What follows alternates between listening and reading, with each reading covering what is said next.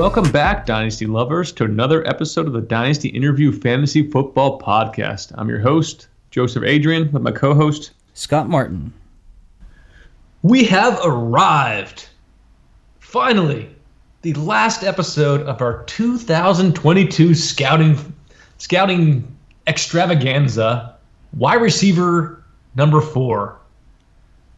It's been a journey, Scotty. Every year it's a journey. Wide receiver list that feels like it gets longer and longer each year, but we have done it once again. Yeah, with the all these spread offenses, these dynamite athletes, it seems like every single year the wide receiver market is just bountiful. So there's going to be more and more and more prospects, and hopefully we can fit it in before 5 shows next year. I am not. We'll not expand out to 5 wide receiver shows. I will retire at that point in time. And on show number 4, we have Khalil Shakir leading it off out of Boise State. We have Tyquan Thornton out of Baylor. Jalen Tolbert out of South Alabama. Yeah, we're digging deep this year. Christian Watson out of North Dakota State. Man, we're representing small schools here. And then we go big. Jameson Williams, Alabama. And to finish it off, Garrett Wilson out of Ohio State. So, Khalil, Shakir, Shakira, those hips don't lie, out of Boise State. Leads it off. 6 foot, 196, 9.5-inch hands. Ran a 4.43 40 at the combine, a 34.5-inch vertical, a 124-inch broad jump, and a 7.28 3-cone drill. So 79th percentile 40, 46th percentile vertical, 75th percentile broad jump, and 8th percentile 3-cone. At his pro day, he picked up his vertical, 38.5 inches, 87th percentile. He didn't improve his broad jump. He did put up 16 reps on the bench, 71st percentile. How do you gain 4 inches on a vertical? Yeah, I guess you just had a bad jump. I don't know. Well, you jump. I assume you get multiple jumps. I don't know. I mean, watched it. I guess it depends on what workout you're doing, because I got some strength shoes, and in the span of 1 month, I could grab rim from just being able to touch the net. So it's possible. Well, he must have been working on those strength shoes. But as far as production, very good 2019, 872 yards. 2020, 719 yards. But then 2021, 77 catches, 1,117 yards, and 7 touchdowns. So very good production. I'll give you the option. Would you like to start off with Shakir here, or do you want me to go? I'll take him. So he ended up with a pretty solid grade for me. I don't know that I like him as much as my grade came out, but maybe I should. He was a 69. So I thought, definitely his ball skills are plus. That's the big thing that steps out. If you watch the UTEP game, it is, wow. He makes 2 Odell Beckham type catches in that game. Just highlight reel catches. And so he's definitely got some plus ball skills. He's a really good, physicality after the catch. He's a plus. He had 6.1 yards after the catch, and made quite a few people miss. The thing that he's not that he's super elusive. He just has great vision. He's got that sort of kick returner vision. And he just cuts without losing much speed. So he can definitely get north to south in a hurry. And he doesn't have big time home run hitter speed, but he's pretty fast, especially when he's just going north to south. He's not the super super elusive player or super quick with his lateral cuts, but he's above average. He didn't see a lot of press coverage, so that concerns me a little bit. I don't know that he's going to be fit to play outside. I think he's more likely to play in the slot, but then can go out there some. He's got definitely above average route running. I thought his suddenness with his routes was pretty good, and he creates a little above average separation. He needs some sharpness and speed variance, because I feel like at times his routes are more one speed. But I thought overall he was above average there. The thing that bothers you, the dude, his hands are very unreliable at times. You're going to see these special stupid catches, but you're also going to see a lot of focus drops. You're going to see a lot of body catches, and so just inconsistency. 10 drops on 114 targets was sort of the higher ups of this class. So definitely some not so great stuff there. And even though he does well with contested catches like on deep balls and stuff like that, catching the ball over the middle, he's not as good. So maybe a little above average there. But overall, he came out as a pretty good grade for me. I think let's see where the landing spot takes us, but he's sort of in that mid-pack of the draft class. And I think he's going to be one of those like good third round picks to take. So we'll see what happens. Yeah, from my standpoint, I had a tough time grading him. I wanted to downgrade him on a bunch of things, but then he redeemed himself. Yeah, very inconsistent. Like, I saw exactly what you saw with those hands. Like, there were a lot of catches that are like, you didn't make that? Are you serious? You dropped that? And then you see these one-handed catches. And the same thing is, I saw one part in an earlier game where he went up for a 50-50 ball, and the defender just took it away from him. Like, just flat out ripped it away from him. And then later in that game, you saw those one-handed catches, and then you see other times where he's going over the middle and he's making these great catches and hold on to the ball, getting hit by a linebacker coming up on him. So and the good stuff always happened after the bad stuff. So I sort of always had to cross out my number, bump it up a little bit, and that's where I was watching this whole film at the time then. As far as his yak, he has a return ability, so he had that return background, and I think that offers him some wiggle, some hip movement, and just some extra tackle breaking ability that he puts out there. It shows out there time after time. And as far as you said he would be better lined up in the slot in the NFL level. I can definitely see that, because you saw where he was lined up on the outside, you saw him lined up in the slot, you saw him lined up in the backfield. So a very versatile guy, but I think ultimately that slot position in the NFL is going to be his best area, because he's not necessarily the fastest guy. He's not necessarily has the greatest quickness, and his physicality is good, but not necessarily the greatest. So I think he does a lot of things well, but I think as far as his future in the NFL, it's going to be that slot position. And like I said, I think that third round grade, as far as your fantasy drafts, is what you're looking at for him. And whether that perfect team finds him or he gets buried on the NFL roster, I think both can happen. But he's a guy definitely on my board, definitely in that sort of middle package you said then. And he's definitely a football player. But like I said, it was a tough thing as far as grading him, because you want to downgrade him, but then he goes out and totally redeems himself by buying that mini scooter then and taking it all the way to Colorado and Aspen, where the beer flows like wine. Moving on. Tyquan Thornton out of Baylor. 6'2", 181, 8 1/4 inch hands, so rivaling Kenny Pickett.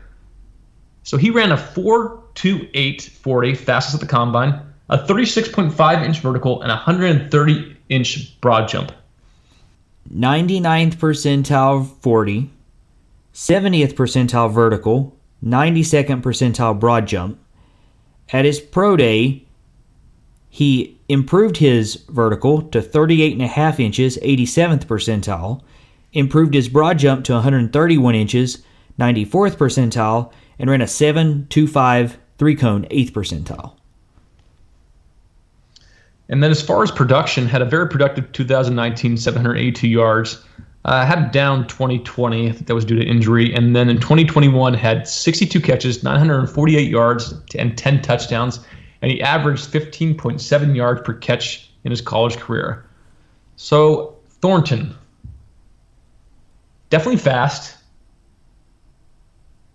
definite quickness, pretty basic route sheet, but definitely gets great separation because I think the corners are extremely afraid of his deep ball, high-end speed skills, so they tend to play off of him. You do worry about him getting pressed for how thin he is. He's like Jacob Eason out there with his legs.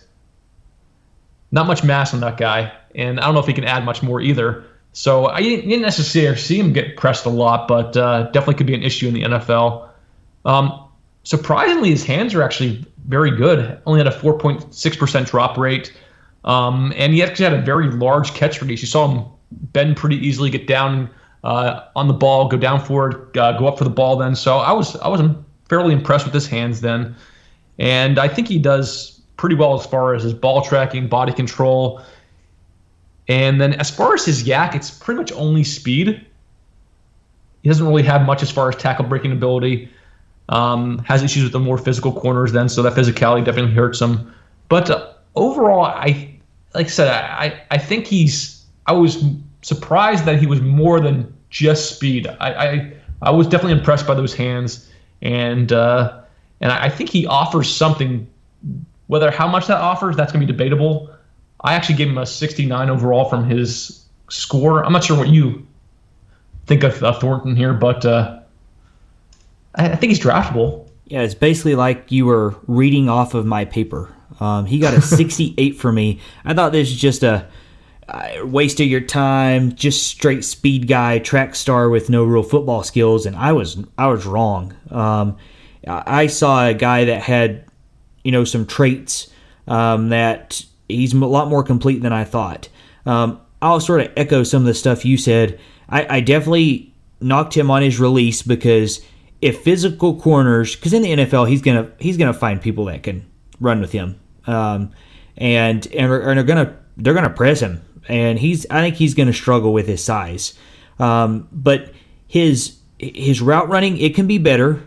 He's creates okay separation, not as crisp as you'd like, and he doesn't run a big variety of routes, so that's another thing I think he's got to clean up and improve on. But he's got such sudden, sure hands. I was really surprised because when you have small hands, it's hard to be consistent catching the football, and he did an excellent job with only 3 drops on 98 targets. Obviously, his ball skills are phenomenal. I mean, he's a winner. A big catch radius. I wish that he would go up and really attack the ball, kind of like Drake London does, because he could. I mean, maybe it's just because he's limited with his size, with when he's got bodies hanging around him. But he's that limits him sort of operating over the middle too. So maybe that's why we don't see a lot of those routes. But he can definitely track the ball with some of the best of them, and his body control is very, very good. I saw the same thing with his, yards after catch. He had a 3.1 yards after catch, and with this kind of speed, that's extremely low for this class. Only 5 missed tackles forced, and he's not elusive, and he won't break tackles with his size. So you're going to get what you're going to get, but most of the time, what you get is a big bomb touchdown because his build-up speed is legit elite. He's not quick. I didn't think that he had. His start-stop is okay, but other than that, he's got that elite straight-line speed, and he has that burst when he goes to take off that he can go. But he's not going to sort of get weave his way through traffic and get into that next level. He's just got to sort of beat him off the ball. But I like him. 68 puts him at middle of my class, and again, another one of these third-round guys. If he gets a good landing spot, will be an interesting take. See what happens. Maybe he'll add some stuff to his frame and become a little more complete. He's a fun guy. Yeah, definitely needs to add more weight. If he can get up closer to maybe that 190 if possible. I'm not sure if his frame allows it. I don't have the Tom Brady draft combine photos then where they have you shirtless. Definitely his legs are rail thin then, and it shows them. But like I said, Jacob Eason, he's our favorite guy to make fun of as far as legs. But next up on the list, Jalen Tolbert out of South Alabama. older guy. He's already 23.1 years. But he's came in at 6'1", 194, 10-inch hands, ran a 4.49 at the combine, 36-inch vertical, 123-inch broad jump, and a 7.08 three-cone drill. So 59th percentile 40, 64th percentile vertical, 68th percentile broad jump, 29th percentile three-cone, and no further measurables at his pro day. And then as far as his production, had a wonderful 2020 and 2021. He had 82 catches for 1,474 yards and 8 touchdowns. He averaged 17.6 yards per catch in his college career, which is pretty top-notch, albeit at South Alabama. So, Scotty, what are your thoughts on Jalen Tolbert? Big fan. I watched Tennessee play this guy, and that's if you got to go watch that game, because Tennessee has some pretty solid corners, and that's more of an accurate representation of what he can do, and he's a stud, dude. He's not going to be the top tier of this class, but he's going to be an excellent wide receiver at the next level. It's going to be fun to see where his landing spot is. I saw a lot of things that I love. I thought his release off the line was really good. He's got really good speed off the ball. He's physical enough, so I thought that was a plus. His route running is definitely good. I thought he had some suddenness. He creates pretty good separation, and he is just a smooth, fluid route runner. He does not lose speed with his cuts, and he can fight through physicality. So I thought he was a plus route runner. His hands, he has focus drops at times, but overall he saw a lot of targets, and he had 8 drops on 129 targets, but overall has above average hands. His contested catch, he needs to improve his sort of catch toughness, but I think he has some upside there, and if he can improve his consistency and sort of his just at the highest point attack the football, I think that he could be dynamite, because his ball skills are elite. His ball tracking, his body control are just exceptional.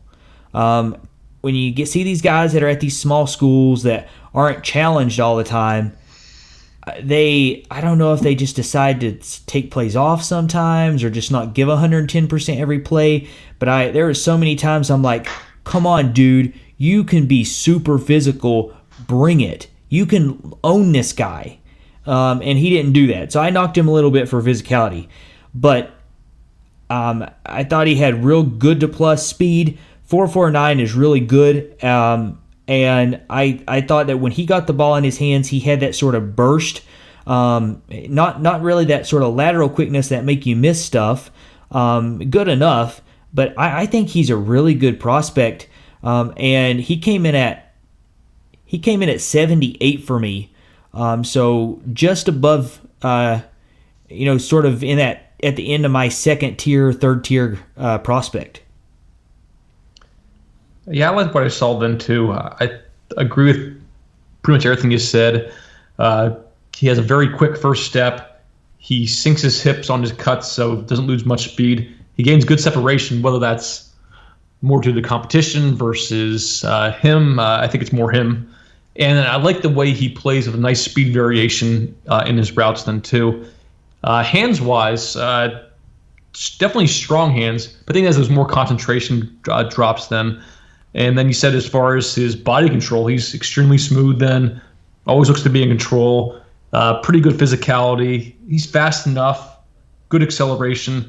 The main thing I bumped him down on was the hands and the contested catches, because I think at times he can go up and get the ball, but then when he's going over the middle, I see a lot of issues over the middle. So balls getting knocked out, not securing the ball, drops. He sort of slows down over the middle. So I think there's definitely issues there that need to be addressed. But I agree. He's from coming from a small school, it's tough to make that transition to the NFL. But that Tennessee game definitely gave a nice insight that he could be something at the next level then. as always, landing spot dependent. Yeah, he's definitely a guy that I have near that sort of that third tier, or possibly a higher end of the fourth tier. If I decide to give one of these other guys, these top guys, their own tier, maybe the 1A, 1B, we'll do that for that top group of guys. But definitely Jalen Tolbert, something to keep in mind. The other thing that you worry about is that older age, that 23, but still a chance to be successful. Yeah, definitely raw, so there's risk there, but upside's really good. So he's going to be, I think he's probably going to be an early second round pick in your rookie drafts, unless he gets some dynamite landing spot, and he's going to be one of those nice picks that could be a high reward for you. So another guy that's coming from a small school, Christian Watson out of North Dakota State, alma mater of Trey Lance. So this guy came in at 6'4", 208, had 10 1/8 inch hands then. He ran a 4.36 40 at the combine, had a 38.5 inch vertical and a 136 inch broad jump. 92nd percentile 40, 87th percentile vertical, 99th percentile broad jump. At his pro day, he put up 18 reps on the bench, 82nd percentile, ran a 6.963 cone, 50th percentile. And when you watch this guy on film, the first thing that stands out is, wow, this guy is really, really freaking fast. He is. And I don't think it's just a competition. I think he is electric. He is a physical specimen. And I think you said it the best. If you're building a guy in a lab, this is the guy you want to build. He looks so natural out there, and his acceleration, his quickness, his speed, his yards after the catch potential. He has quick cuts. He's hard to bring down, so he's a bigger dude then as well. Always in control as far as his body. Has wonderful ball tracking skills. Contested catches, he wins about 50% of the matchups there. He goes up and gets it then, and then he can hold on after the catch then. He actually, as far as his route running, definitely got better in 2021 then. He's not pressed often, so you don't see much of that in the film. So I wonder how that's going to translate to the NFL if he's susceptible to the press coverage then. I think teams were just afraid of his deep ball skills, and they wanted to give themselves a little head start going into the routes then. Well, I mean, let's be honest. He could bench press whoever's opposite of him with one arm off the line. So I'm pretty sure strong dude. I'm not going to press him either. Yeah, and he has very quick feet then too. So I think he can beat guys right off the ball, right at the line very easily then too, with a little coaching. And I actually liked his routes. I thought they were very crisp. The one thing, or the two things that you worry about, one is the competition. So how is this competition going to square up, or how is this play going to square up against elite competition, elite NFL cornerbacks? So there's definitely going to be a sort of a learning phase or a development phase then for him. And then the other thing is he needs to clean up his hands. Like, there's too many concentration drops then. He has the capacity to make these amazing catches, but there's just too many drops on the film, and that worries me some. But as far as an athlete, as far as a physical specimen, he's everything you want as far as a wide receiver. And he's in my top 5 wide receivers, and I'm even sneaking him in that top tier. I'm loving Christian Watson. Yeah, if he can clean up those drops, it's full speed ahead for this guy.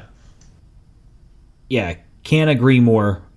This guy is just dynamite, especially when you're talking about a guy that's coming from one of these small schools. This is what you want him to look like. He came in at an 84 overall for me, so his grade is right there for me at the start of this tier 2. I love what I see from him, and I'm excited to see where he goes. You already talked about sort of his release, how quick he is off the ball, how people really didn't want to jam him and press him. I don't know if that'd be a very smart thing to do, but you see really good feet and stuff, so I think he's going to be fine there.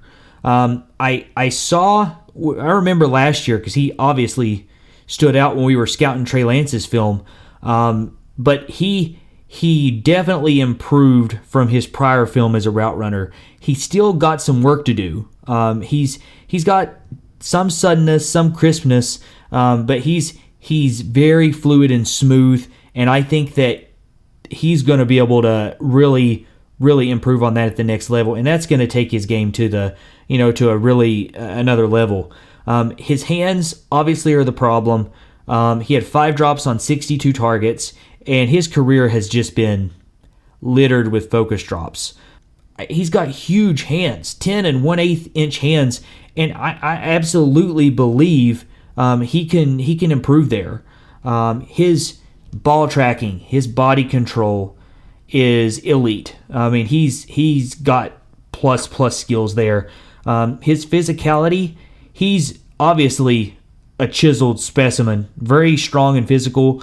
I wish that he would have manhandled some of this lower level competition when he could, but very physical guy. When he gets the ball in space, and he has this kick returning background too, which he could do at the next level as well. And he's got plus vision in open space, and he's going to break tackles. He's got sneaky elusiveness, so his yak potential is through the roof. Top end film speed. I mean, if you want somebody that's got just excellent build up speed, this is the guy you're looking for. And at this size, we're talking about special kind of stuff here. And you mix that with above average quickness. I mean, he's a pretty complete prospect. It's just got to clean up the route running and got to improve the hands. This guy's, I mean, he's someone that has all the physical tools to be, a top tier wide receiver in the league, pending what landing spot he goes to, and pending him coming into work every day and getting better. And by all accounts, I hear his his personality and off the field work ethic and all that good stuff is phenomenal. So he's a home run type guy that you likely won't have to take in the top 6 picks, and you're gonna love him.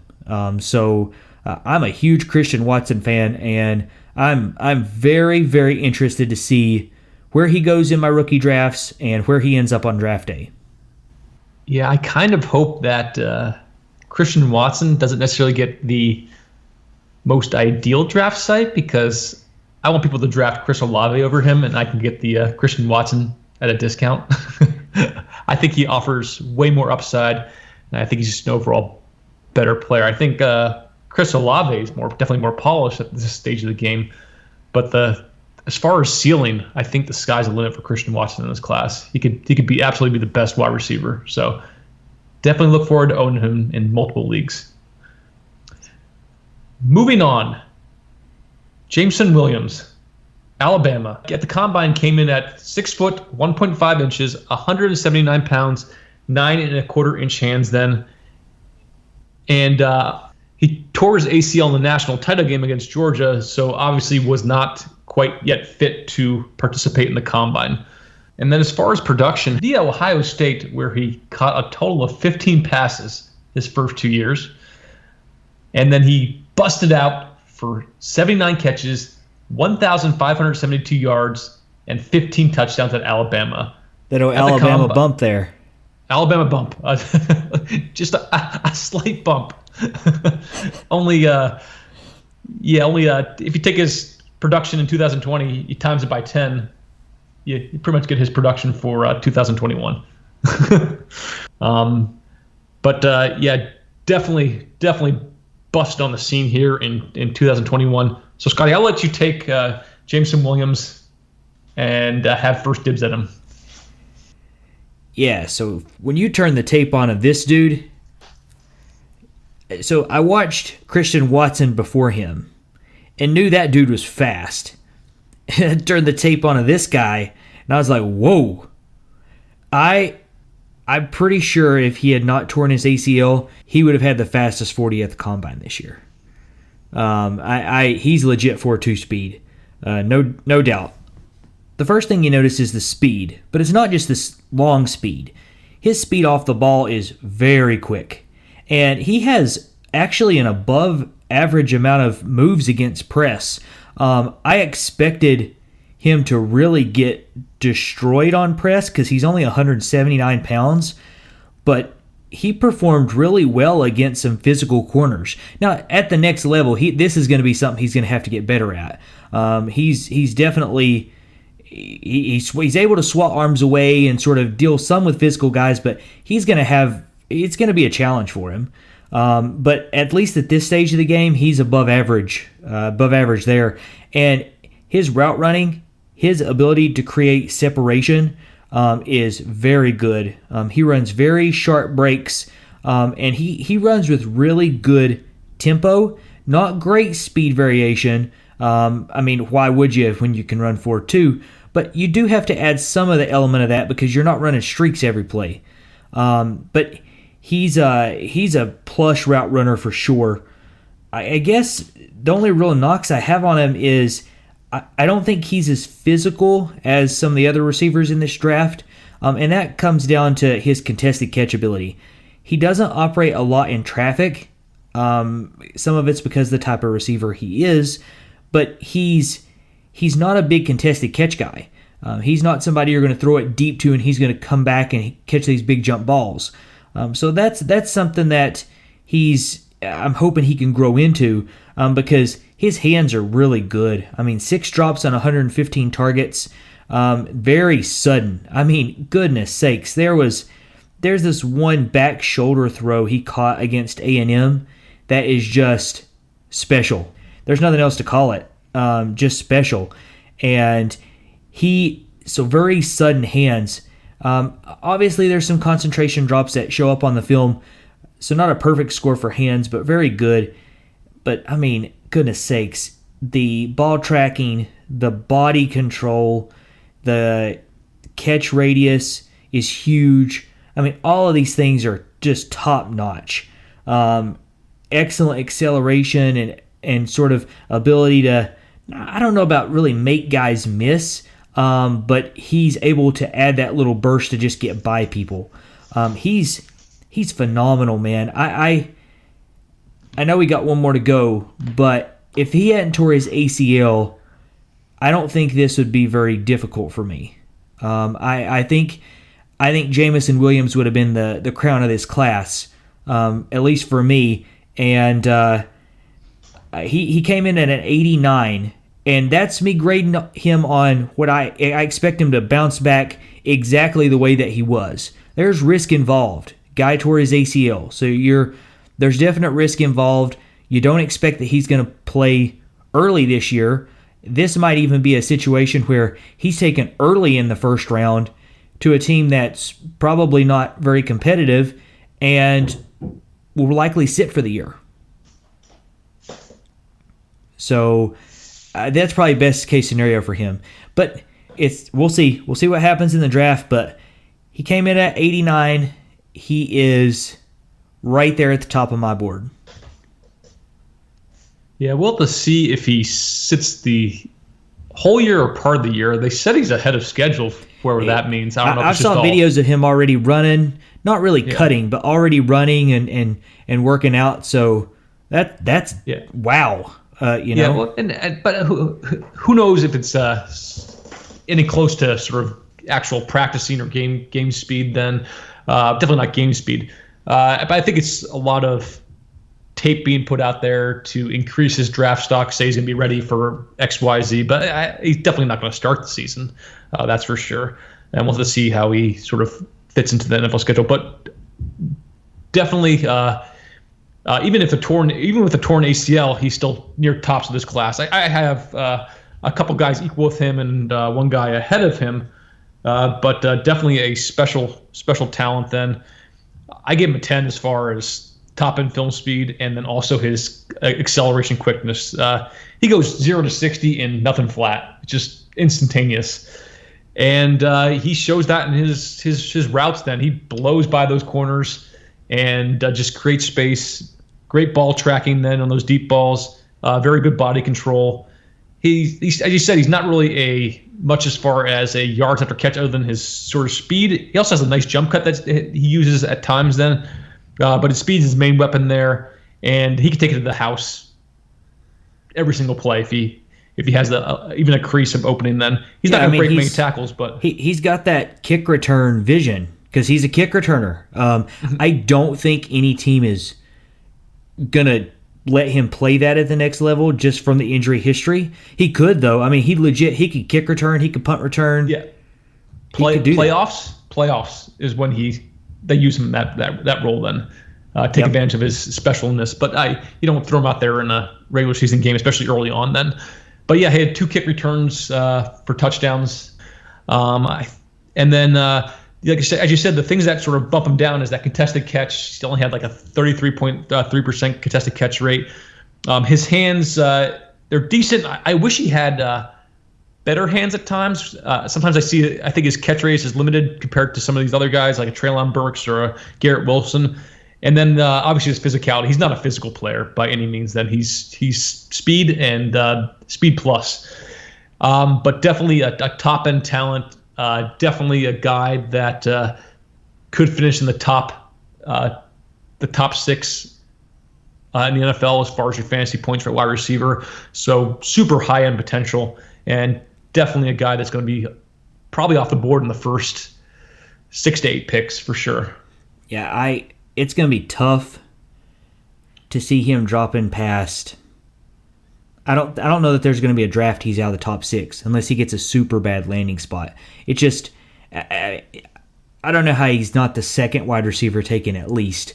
We'll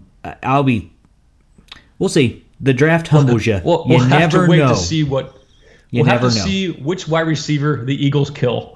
Yes, and hopefully it's who will be sacrificed to the Philadelphia Eagles. And yeah, hopefully it's none of these guys. I mean, the thing is, like all these top guys that are on my board, I don't want to sacrifice any of them. I'm not a big Skyy Moore or David Bell fan, so maybe let them go there. But no, I like them. They're my guys. Do not stop sacrificing my guys. John Metchie, then. Give him John Metchie. I like John Metchie too. What guy do you like that I didn't like? Well, they're not drafting anybody. They're going to take a receiver of their first pick. Hey, sacrifice Chris Olave. I'm okay with that. Well, how about we just sacrifice a QB? They take a QB and create a mess. How about QB is definitely been picked in 2023 for them, but. Yeah, but back on track. Jameson Williams, top talent.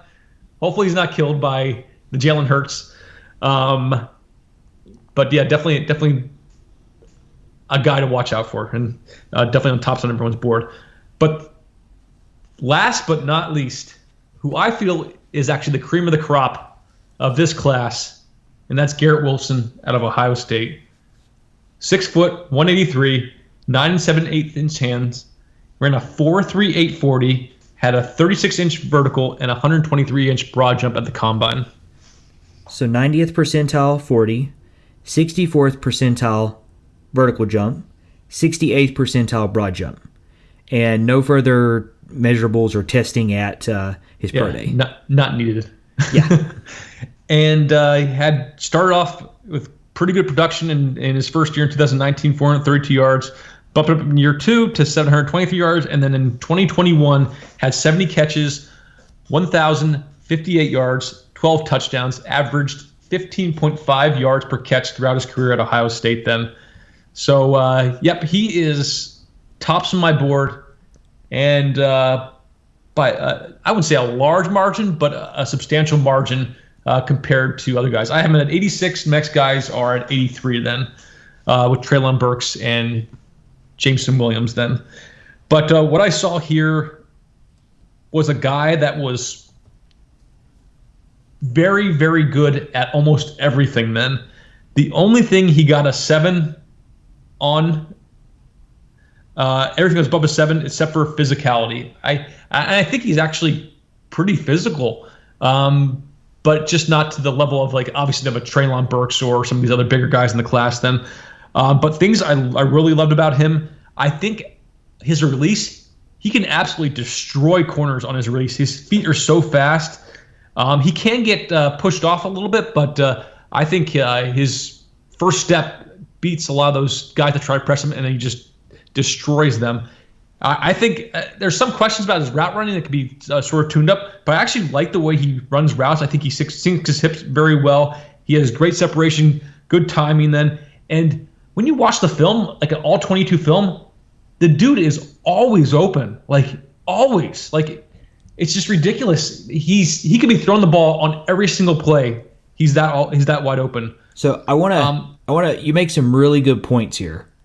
And I want to just get your thoughts on, because this is what I saw. Don't get me wrong, I know Ohio State's running a lot of plays. And sometimes as a receiver, you don't have to always bounce off the ball. You can take a couple plays off. You can be a little soft.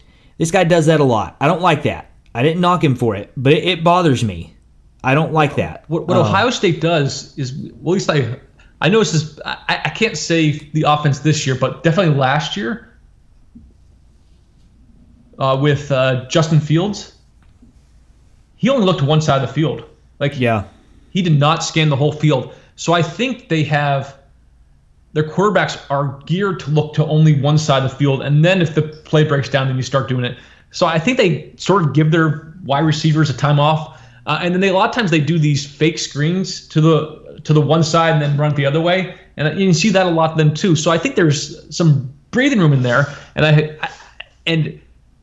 I think that helps them ultimately down the road then too, so they're fresher at the end of the game.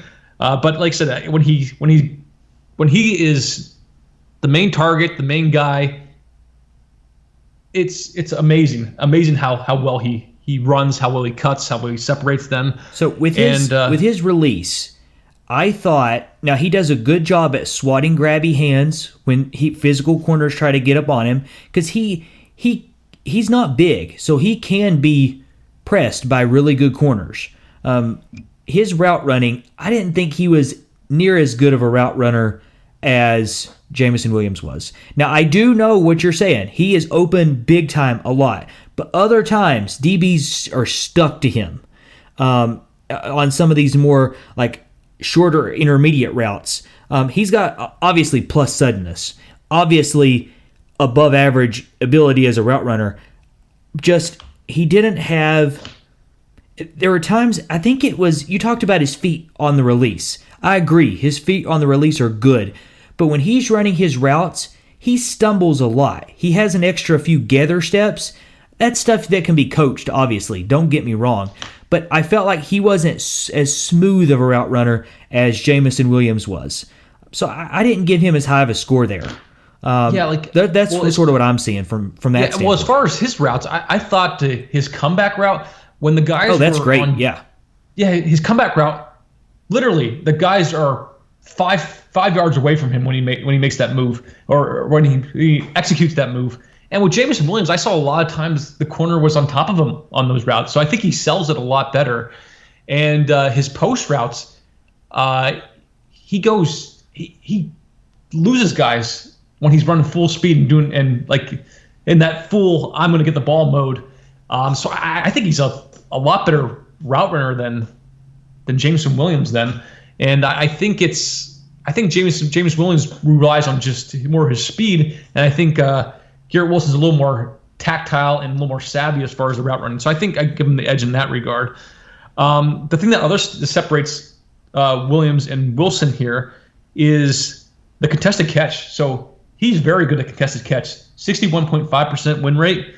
And he can make these wonderful catches in traffic and hold on to the ball. I think he has very strong hands, especially when he's getting hit too. There's definitely concentration drops, and his drop rate's 0.8% higher than Williams, which is basically the same. Negligible. Yep. But there's a lot of times the guys are on him, and he's just vice gripping that ball in the end zone, and I think it's definitely a plus for him. And then, like I said, they're not, both of them are not like physical guys, but I think Garrett Wilson has an obvious advantage as far as physicality of going over the middle, being that more complete receiver then. And I think from the yards after catch, Garrett Wilson is much superior in that regard. He doesn't rely just on the speed. He has very good wiggle. He can break tackles then too. He has a return ability then as well. So he doesn't. So he has that. I don't think he's going to be returned in the NFL, at least in the few punts I saw then. But I think he has that potential then, and I think it helps him as far as the open field then. And I think his yak potential is going to be sniffly greater in the NFL than with Williams, where the guys are a lot faster and able to track him down a little better. Don't get me wrong, Williams is going to bust off multiple 50-yard touchdowns in the season, but I like the overall possibilities with Garrett Wilson being that more complete receiver that you're going to typically see as a wide receiver one. Is Jameson Williams capable of being a one? Yes, but I see an easier route for that with Garrett Wilson, and that's what I'm looking for. And that's why I love Garrett Wilson. That's why I have him as an 87, 4 points ahead of Jameson Williams then. But like I said, I don't think you're poo-pooing Garrett Wilson, and I'm not crushing Williams here. But I think we have our little things we look at and little things we differ in that we're looking for in our sort of top picks then. Yeah, they both came in at 89s for me. If you look at them side by side, Garrett Wilson is the more, right now, complete receiver. The contested catch ability, the ball tracking, the body control, the physicality, is all top notch. I'm throwing out 10s a lot here.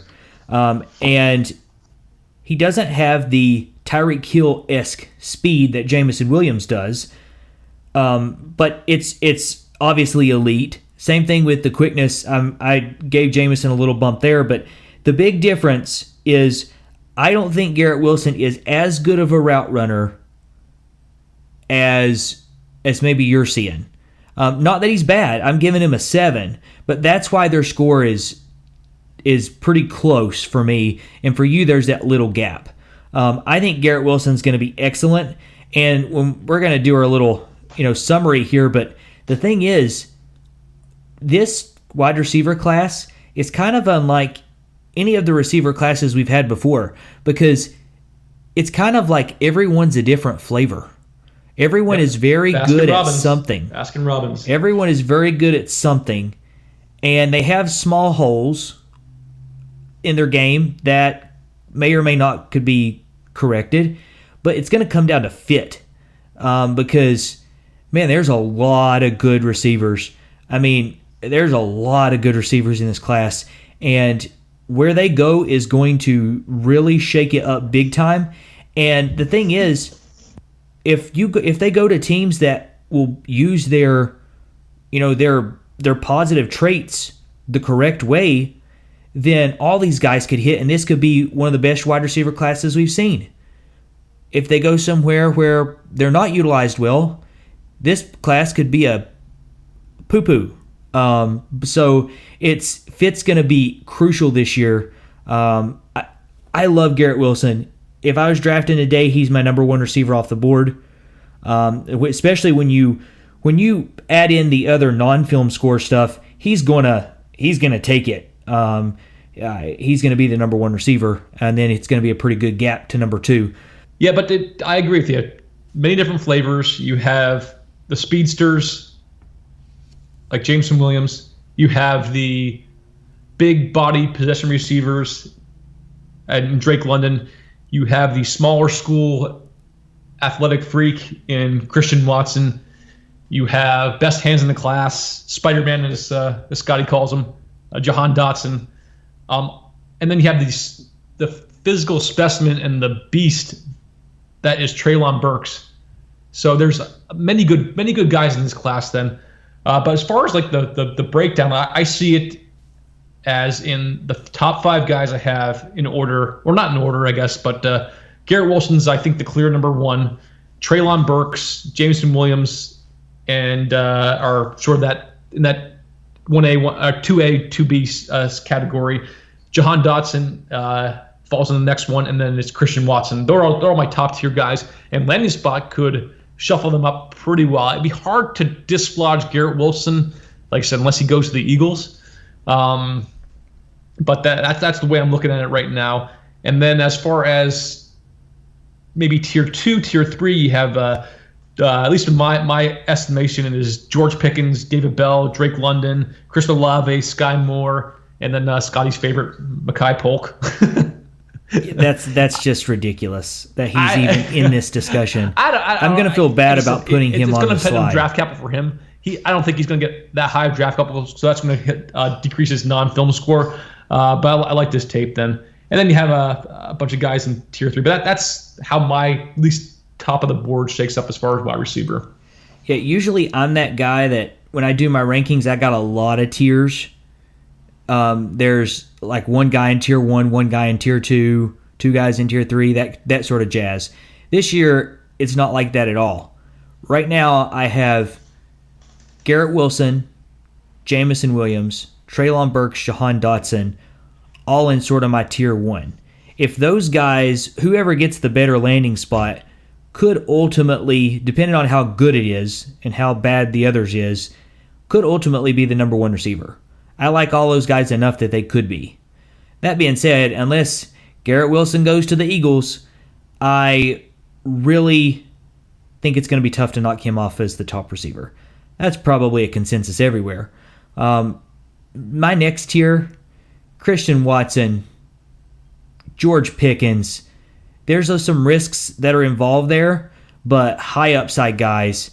Chris Olave, Drake London, Jalen Tolbert, all these guys are potential big-time prospects. So those are all my tier 2. My tier 3 guys are Skyy Moore, David Bell, Wan'Dale Robinson, Calvin Austin, and then other guys that I like but don't love is John Metchie, Kahil Shakir, Reggie Roberson, and then Tyquan Thornton. Everybody else, it's not that they're off my board, but they really got to find a good fit for me to be super excited. I think all of those guys, maybe Roberson's somebody that's going to fall because of the injury history and such. So he's somebody that I'm not going to spend a second round pick on, or really a third round pick. I'm going to hope to get him later, if at all. But he's a guy that's interesting. Like I said, this is the Baskin-Robbins wide receiver draft. You're going to see a whole bunch of them taken in the first round. And when you look at the entire draft board now as a whole, going to be tough to see a quarterback go in the first round of single QB leagues. I don't think that's going to happen at all. You're going to have a few running backs taken. It's going to be all wide receivers. And so this class ultimately, this class cannot afford to be crushed by landing spot. Otherwise, this is going to be a really, really tough draft. I'm hoping things stay positive and people get good spots, and some of these lower ranked guys also get good spots, and we sort of expand the class out. But usually, I'm hoping that sort of after pick 2-6, 2-7, there's still a couple good guys on the board. But this year, I'm not so optimistic that those late seconds are going to be more than dart throws. We'll see. The draft changes everything. Yeah, draft changes everything.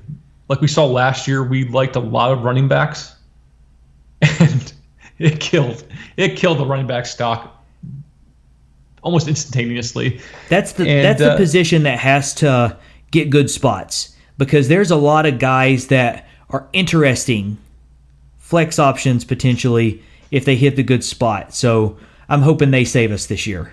Yeah. The real question comes down, we were discussing this before the show, what do you do at 102? 101, I think we're pretty much set. Depending on an absolute catastrophe, Breece Hall is the 1-1. What do you do at 1-2? Well, I was almost talking about pushing up Garrett Wilson or one of these receivers to that spot, because it's almost a safer route. And I think you were edging towards it depends. Kenneth Walker. If Kenneth Walker gets an immediate production spot, I don't know how you don't take him second. It also depends on your team. If you're a rebuilding team and you really are 3 years away or so, you take the wide receiver. But if Garrett Wilson, let's say he goes to, let's say Kansas City or Green Bay. Let's say Kansas City. That's a better long-term option. Kansas City. And let's say Kenneth Walker goes to Atlanta. Then what do you do? I don't know. I feel like if it's right now, if it's all of my teams, I'm not super running back needy, so I would take Garrett Wilson and not bat an eye. But that's just because I have that luxury. It's tough. Yeah, it's tough. Well, we'll use my team as an example. It's a team I got as an orphan team. Pretty decent team, but they have They got me the second overall pick.